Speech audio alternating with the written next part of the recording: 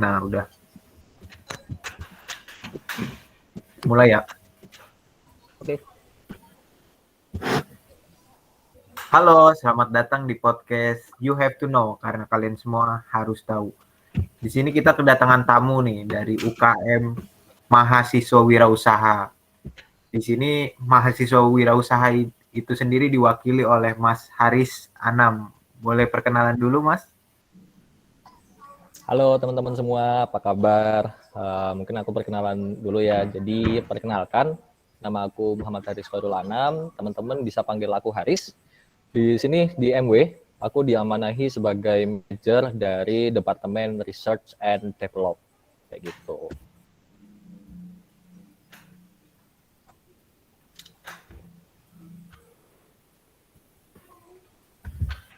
Oke, terima kasih Mas Haris. Di sini aku sebagai pembawa acara, perkenalkan nama aku Iwan dari staf ahli dari Porseni EMUB 2021. Di sini aku juga ditemani oleh teman aku, ada Al. Boleh perkenalan diri terlebih dahulu, Al? Iya, aku Al, aku staf ahli EMUB Porseni 2021. Oke, halo Al, halo Iwan. Nah, mungkin di sini kan Mas Haris itu sendiri mewakili dari mahasiswa wirausaha ya, Mas. Ya. Boleh dijelasin terlebih dahulu nggak, Mas? UKM MW itu sendiri apa sih? Mahasiswa wirausaha itu sendiri apa sih? Oke, UKM mahasiswa wirausaha. Jadi UKM MW itu sebenarnya adalah wadah bagi teman-teman mahasiswa Universitas Brawijaya nih yang ingin menambah wawasan dan keterampilan di bidang wirausaha atau entrepreneurship.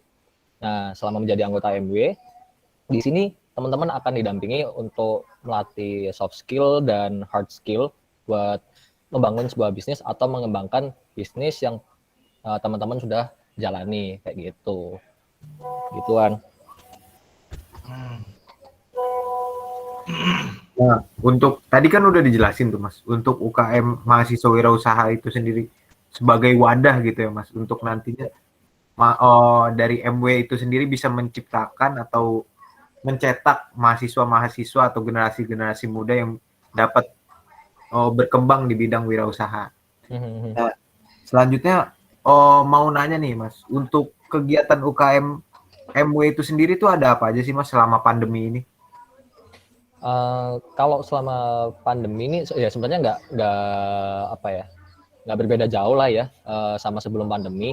Tetap kita menjalankan proker-proker yang udah ada, cuman emang perbedaannya di sistemnya online. Nah, proker-prokernya itu terkait apa aja? Tentu terkait pengembangan soft skill dan hard skill para anggotanya di bidang wirausaha kayak gitu. Untuk kegiatan itu kan tadi udah kegiatan UKM mahasiswa wirausaha itu sendiri ya, Mas? Yep. Oh, berarti selama pandemi ini sendiri kegiatannya itu lebih berbasis online mungkin ya, Mas? Ya, betul. Emang apa ya? Memang kondisinya mewajibkan kita untuk berkegiatan secara online kan ya. Jadi emang seluruh program kerja yang ada di MW ini kita ganti sistemnya menjadi online kayak gitu.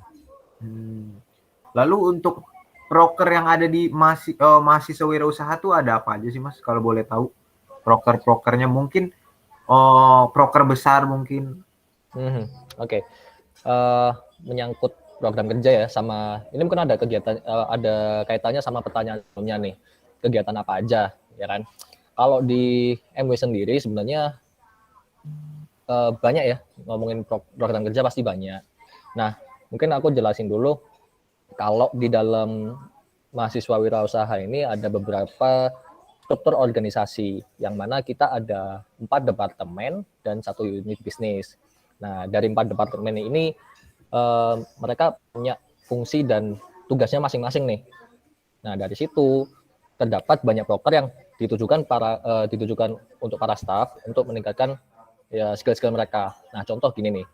Contoh kita ada networking departemen. Mereka punya proker yang namanya BOS, Business Observation.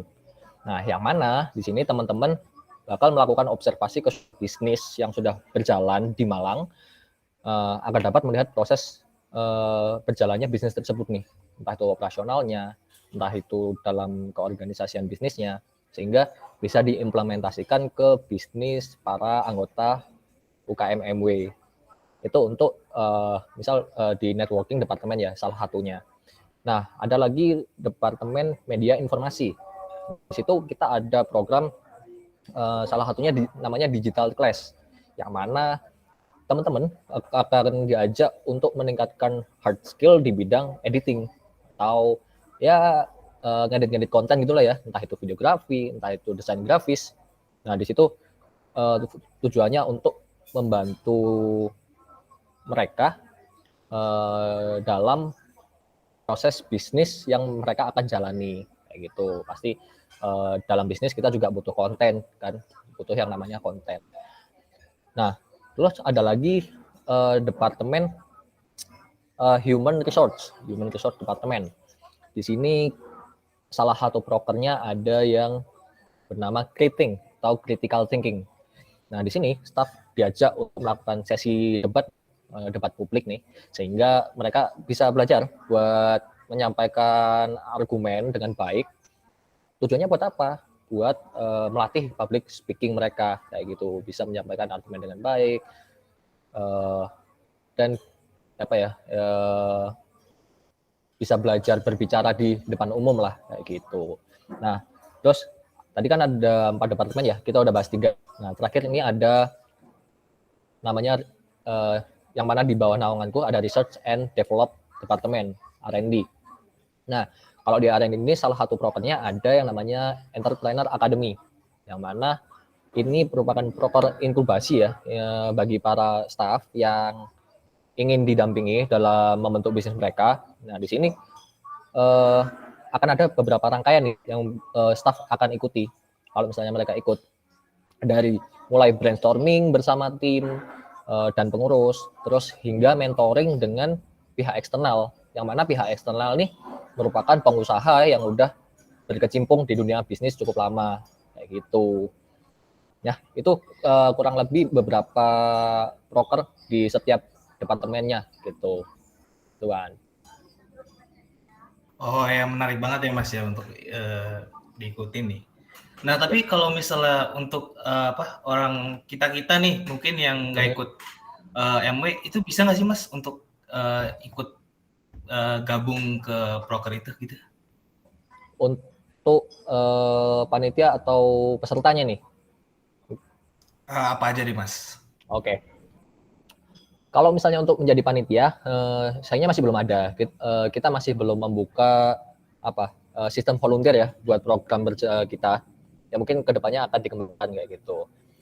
Nah, untuk menjadi peserta, tentu bisa, tentu ada. Kita tentu menyediakan wadah juga buat teman-teman di luar UMW biar bisa ikut merasakan program kerja di dalam MW nih. Nah, di sini kita ada bernama Cangkrukan dan BEF. Nah, di Cangkrukan ini kita bakal mengadakan workshop dan mempertemukan teman-teman dari luar MW dengan pemateri yang sudah ahli atau expert di bidangnya. Nah, selain itu tadi ada BEF juga. Nah, BEF ini atau biasa kita panggil kita namain Brawijaya Entrepreneur Festival. Nah, di sini kita akan mengadakan rangkaian entrepreneur nih terbesar di Universitas Brawijaya ya, berskala nasional. Nah, di sini bakal ada rangkaian lomba, expo, serta tentunya ada rangkaian workshop juga dan talk show ya, yang bakal dihadiri sama pemateri-pemateri hebat nih, yang mana berskala nasional juga, mulai dari influencer di bidang bisnis, CEO perusahaan, sampai instansi atau lembaga bisnis di lingkup swasta atau pemerintah, gitu.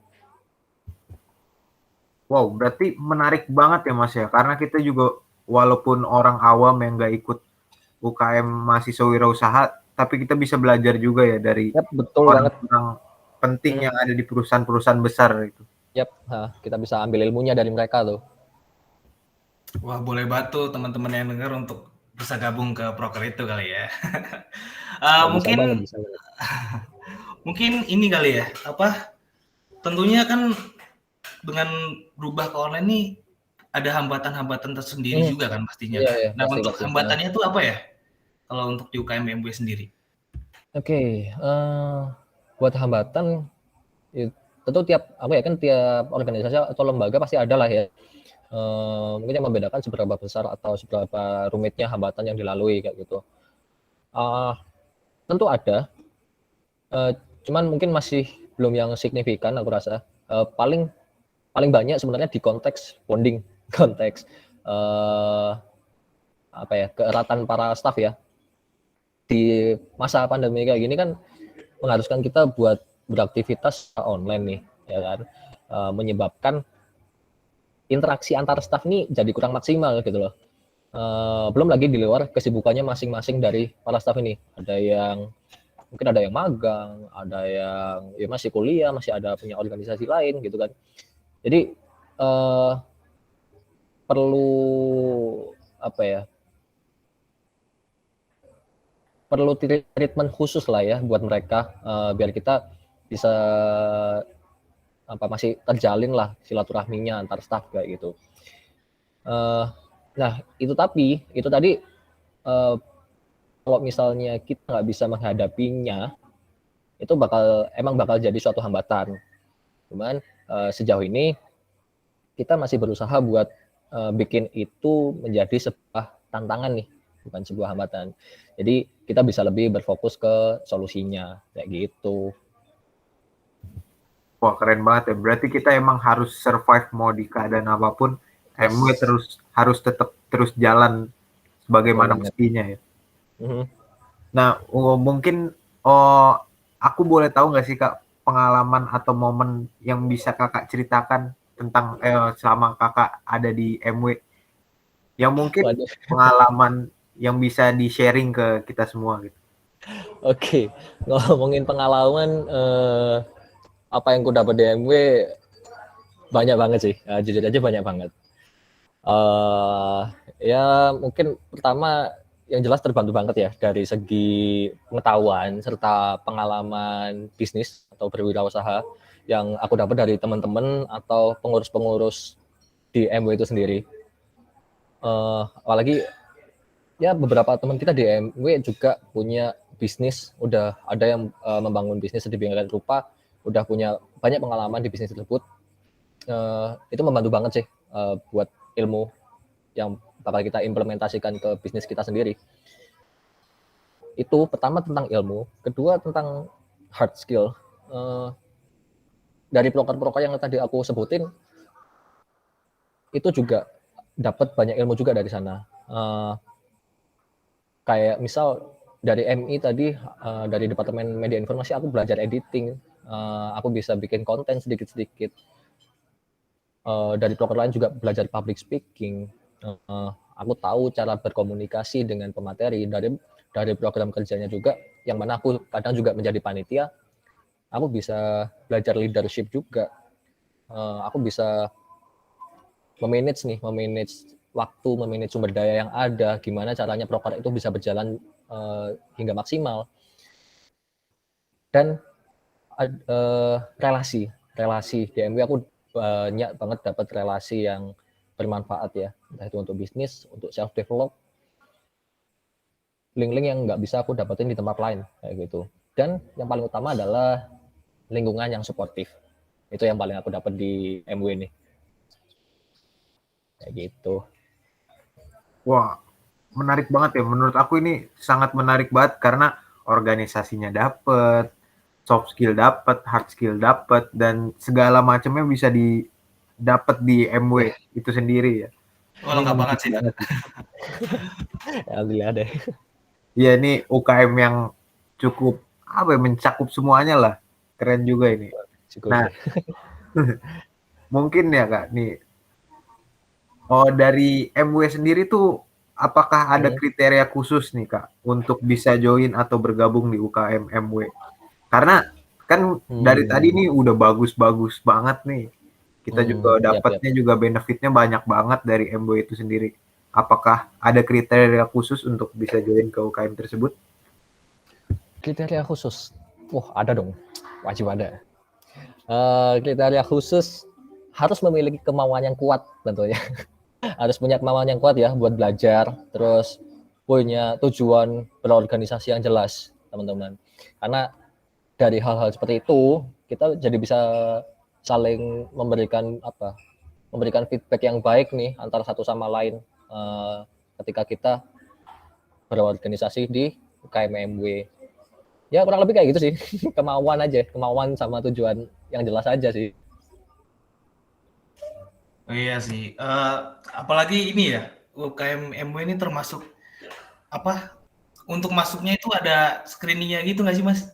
Betul, ada beberapa tahap screening juga nanti yang akan dilalui sama teman-teman kalau mau ikut MW. Nah, untuk gabung ke MW sendiri itu sistematikanya gimana tuh, Mas, nanti? Untuk bisa menjadi anggota MW.